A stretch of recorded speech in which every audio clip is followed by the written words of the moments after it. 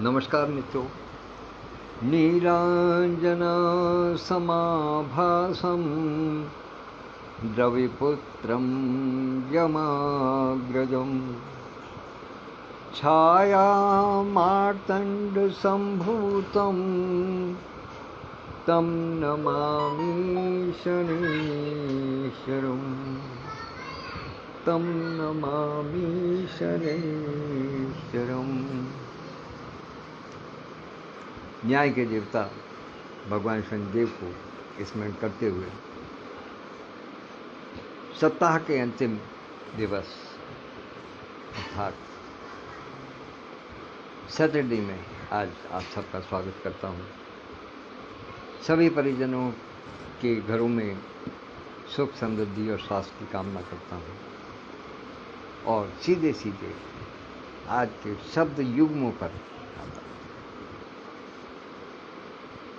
बहुत ही सीधा, सरल और आम बोलचाल की भाषा में प्रयोग होने वाला शब्द युग्म पता नहीं।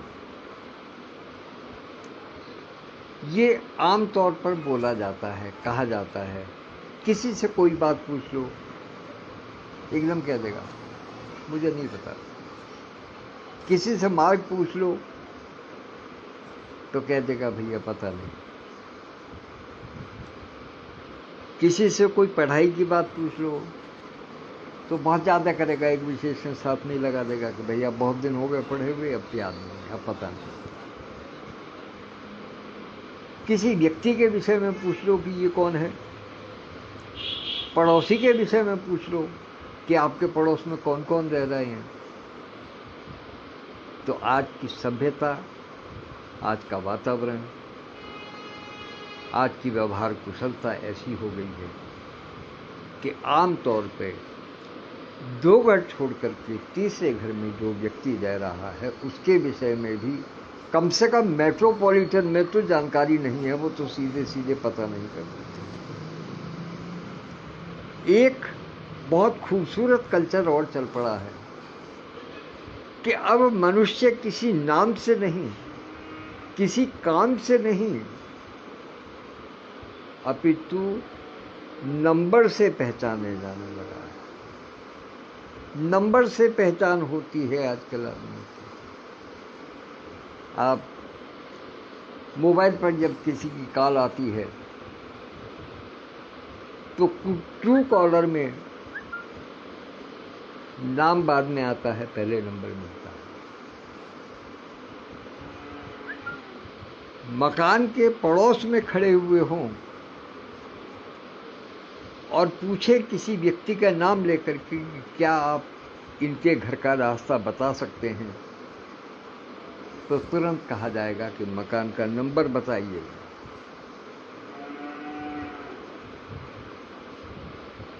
अन्यथा किसी की पहचान का कुछ पता नहीं। ये तो एक लौकिक बात थी। अब आपको एक दूसरे बिंदु पर लेकर के चलता हूँ। हमारे एक कवि मित्र हैं, वरिष्ठ साहित्यकार हैं, आदरणीय अजय जौहरी जी, जो नजबाबाद में रहते हैं। उनसे हमारा परिचय बहुत पुराना है, वरिष्ठ साहित्यकार हैं। उन्होंने आज पता नहीं पर एक मुक्तक लिख करके भेजा है। मुझे इतना पसंद आया कि मेरी इच्छा है कि मैं पहले उसी को सुनाऊं, उसके बाद में तब अपनी बात करूं। उन्होंने जो मुक्तक दिया है पता नहीं शब्द पर, बहुत खूबसूरत है, उसको देखिएगा। उन्होंने लिखा है कि शाख से पत्ता, नभ से तारा, कब टूटेगा पता नहीं। शाख से पत्ता, नभ से तारा, कब टूटेगा पता नहीं, और यूं तो मुझ पर जा देता है, कब रूठेगा पता नहीं। शाख से पत्ता, नभ से तारा, कब टूटेगा पता नहीं, यूं तो मुझ पर जा देता है, कब रूठेगा पता नहीं, और सरगम को अपने चेहरे पर हरदम लिखता ही रहता, सरगम को अपने चेहरे पर हरदम लिखता ही रहता, उर भीतर जो उबल रहा है, कब फूटेगा पता नहीं। और भीतर जो उबल रहा है कब फूटेगा पता नहीं। तो मित्रों, वास्तविकता यह है कि संसार इतना बनावटी हो गया है कि कौन व्यक्ति कब किस प्रकार का व्यवहार करेगा, किस प्रकार की बात करेगा, क्या उसके विचार होंगे, इसके बारे में कोई जानकारी नहीं। ये व्यवहारिकता की बात। आइए अब आपको थोड़ा सा आध्यात्म की ओर लेकर के चलता हूँ। इसी शब्द पर मैंने 2 पंक्तियाँ लिखी थी अभी कुछ ही दिनों पूर्व, अचानक लिखी गई, तो मैं देता हूँ आपको। इसको आध्यात्म से ही जोड़ करके देखिएगा। वैसे हालांकि प्रयास ये किया था कि इसको अपनी बायोग्राफी में देने का प्रयास करूं, लेकिन वो उसकी बात फिर कभी करेंगे। फिलहाल इसको आध्यात्म में कि पता नहीं मैं कौन किस लिए इस दुनिया में आया था, पता नहीं मैं कौन किस लिए इस दुनिया में आया था, और जाने कौन विशेष कृत्य हित प्रभु ने मुझे बनाया था। जाने कौन विशेष कृत्य हित प्रभु ने मुझे बनाया था। तो वास्तव में जानकारी नहीं है। क्या हम इस बात को जान सकते हैं? ये तो शब्द मेरे थे, लेकिन वास्तविकता में यदि अपने अंदर झांक करके देखा जाए तो ये विचार केवल और केवल मेरे लिए ही नहीं है। हर व्यक्ति अपने हृदय के अंदर झांक करके देखे, अपने आत्म में खोजे, अपने खुद को तलाशे, अपने निज को देखे, अपने स्वयं को तलाश करके देखे, और उससे ये प्रश्न पूछे कि ये बताओ दुनिया में क्यों आए थे। तो कोई जवाब है? वास्तविक जवाब यही है कि पता नहीं। क्योंकि हम जितना आगे बढ़ते चले जाते हैं आयु में, ज्ञान में, शिक्षा में, पद में, प्रतिष्ठा में, नाम में, उतना ही लगता है कि अभी तो आगे बहुत कुछ है, अभी तो कुछ प्राप्ति नहीं किया। यहां तक कि मनुष्य की जिस समय अंतिम सांस चल रही हो, जिस समय मनुष्य मृत्यु शैया पर पड़ा हुआ हो, उस समय तक भी यदि वो चिंतन और मननशील व्यक्ति है तो उसके दिमाग में कुछ चलता रहता है कि अरे ये तो हमें पता ही नहीं है, इस विषय में तो जानकारी ही नहीं है कि ये क्या है या कैसे है। न्यूटन के गति के नियम याद हो सकते हैं, आर्किमिडीज के सिद्धांत याद हो सकते हैं, आइंस्टीन की थ्योरी याद हो सकती है, बड़े बड़े सूत्र याद हो सकते हैं, बड़े बड़े भाषण याद हो सकते हैं, बड़ी बड़ी कविताएं याद हो सकती हैं, गीत याद हो सकते हैं, ग्रंथ याद हो सकते हैं, कुरान याद हो सकती है, गीता कंठ हो सकती है, सब कुछ हो सकता है। लेकिन अंत समय में फिर भी कुछ ना कुछ ऐसा अवश्य रह जाएगा जिसको जी अगर सोचे तो ये लगेगा कि इसका तो हमें पता ही नहीं। बड़े बड़े संत महात्मा ऋषि मुनि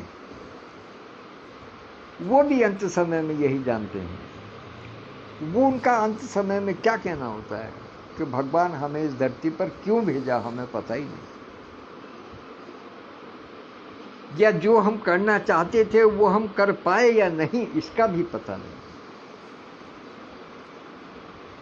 अब एक बिंदु इससे थोड़ा सा और आगे लेकर के चल रहा है, थोड़ा सा और आगे।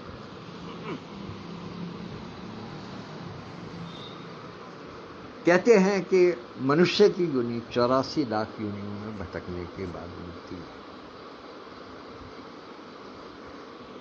भजनों में, पुराणों में, ग्रंथों में बड़े बुजुर्गों से ये सब बातें सुनी और पढ़ी गई, बताई गई। 84 लाख योनियों में भटकने के बाद में तब एक बार मनुष्य की योनि होती है, मानव योनि। अब क्या वास्तव में हमने सारी 84 लाख योनियां प्राप्त की हैं? ये सत्य है या नहीं, इसके बारे में हमें कुछ पता नहीं। और हम इन सब बातों को मान भी लें तो हम कितने जन्म, कितनी बार किस योनि में भटके हैं, कितने वर्ष तक के लिए भटके हैं, कितना लंबा समय हो गया हमारी आत्मा को इस धरती पर भटकते हुए विभिन्न योनियों में, इस बात की तो बिल्कुल भी जानकारी नहीं, ये तो बिल्कुल भी पता नहीं। और एक और इससे आगे की बात बताता हूँ। मान लेता हूँ, मैं स्वीकार कर लेता हूँ कि 84 लाख योनियों में भटकने के बाद में हमें मानव योनि मिली। लेकिन आप जानते हैं कि मानव योनि ऐसी है जो कि अपने उद्धार के लिए बनी है। हम उसमें कुछ ऐसे कर्म कर सकते हैं कि हमें पुनः मानव योनि प्राप्त हो। अच्छे काम करेंगे तो हमें पुनः मानव योनि प्राप्त होगी। और यदि हमने अपने कार्यों में बिगाड़ खाता किया, कुछ पतन पर हम उतरे, तो हो सकता है कि हमें मानव योनि के बाद में कोई दूसरी योनि मिले। उन 84 लाख योनियों में से हमें कुछ मिले। तो इसलिए हम कितनी बार मानव बने हैं, या ये हमारा कौन सा जन्म है मानव का, हमें पता है नहीं। हमें पता ही नहीं है कि हमारी स्थिति क्या है। इस पर आपको को एक बहुत सुंदर सा प्रसंग मुझे स्मरण हो आया कि महाभारत के युद्ध चल रहा था और भीष्म पितामह सरसैया पर थे। रणभूमि में अकेले रह जाते थे। शाम के समय में कृष्ण, अर्जुन, मतलब पांडव और कौरव सब उनसे मिलने के लिए आते थे, उनसे आशीर्वाद प्राप्त करने के लिए आते थे। बल्कि ये कहिएगा कि उनको सांत्वना देने के लिए, उनकी स्थिति के लिए, या कहिए उनका आशीर्वाद लेने के लिए, उनको प्रणाम करने के लिए, या उन तक अपनी हाजिरी लगाने के लिए पहुंचते थे। आज की भाषा में बात करूं तो सीधी सीधी बात यह है कि अपनी शक्ल दिखाने के लिए पहुंचते थे कि हमें भी आपकी चिंता है।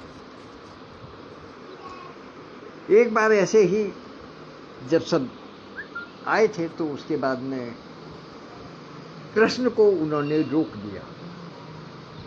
और कृष्ण को रोकने के बाद उन्होंने भगवान कृष्ण से एक प्रश्न किया। उन्होंने कहा कि मैं अपने पिछले 7 जन्मों तक का इतिहास देख चुका हूं। ध्यान दीजिएगा कि मैं अपने पिछले 7 जन्मों तक का इतिहास देख चुका हूं, लेकिन पिछले 7 जन्मों में मैंने कोई भी ऐसा कार्य नहीं किया है जिसके कारण कि मुझे ये सरसैया प्राप्त हुई है, मुझे इतना कष्ट इस समय भोगना पड़ा है। तो केशव, मुझे ये बताओ कि आखिर वो क्या कारण है कि मुझे ये सब कुछ भोगना पड़ रहा। पिछले 7 जन्मों से मैंने कोई ऐसा कार्य नहीं।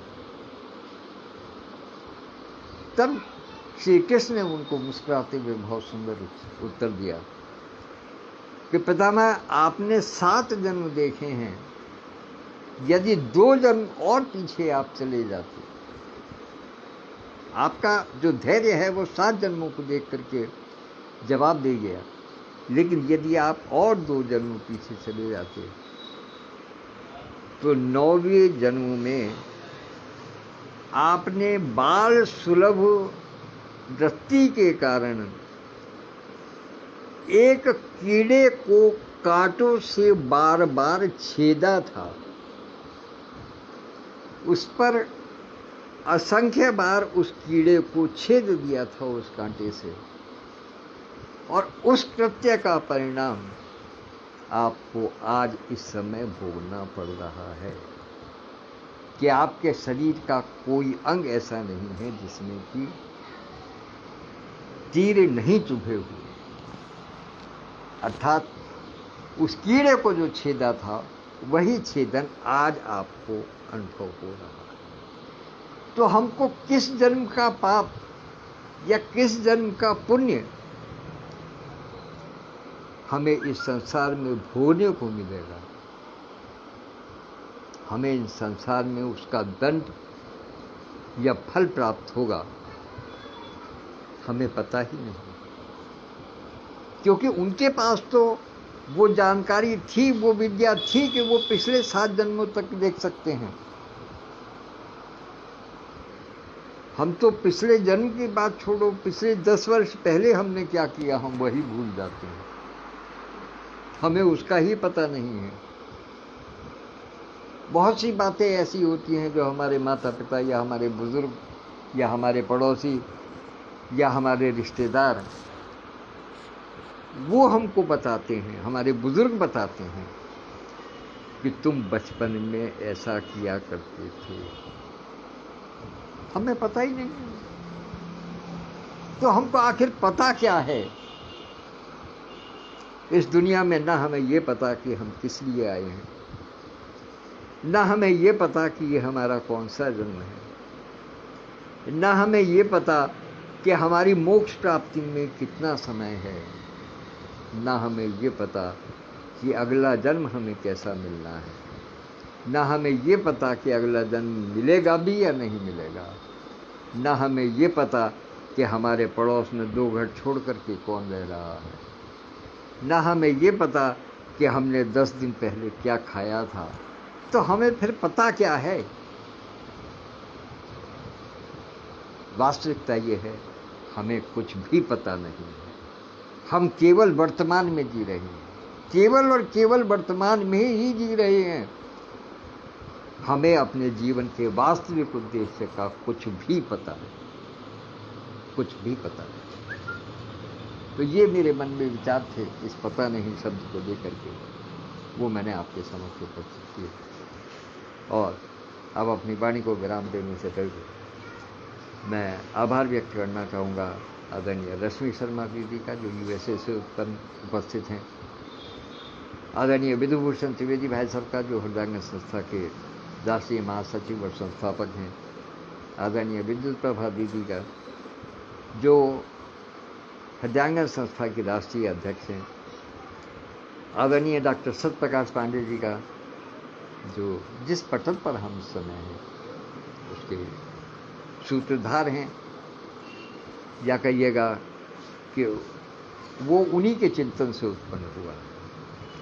आदरणीय भाई आरपीएस चौहान जी का और आदरणीय बहन डॉक्टर अल्पना दीक्षित जी का, इनके अतिरिक्त और जो हूँ वो मुझे स्मरण नहीं है।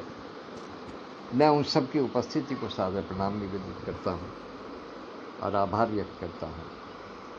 और इस विषय को, जैसा कि पहले से करता चला आया हूँ, इस विषय को मैं YouTube पर भी डालूँगा इसको, तो वहाँ मैं आपका आशीर्वाद चाहता हूँ। धन्यवाद, नमस्कार।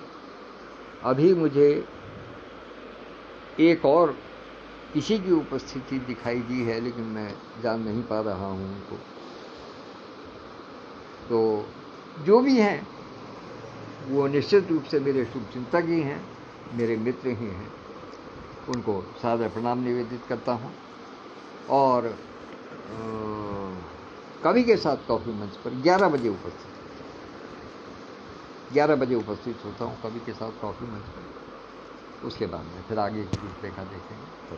सादर प्रणाम, नमस्कार।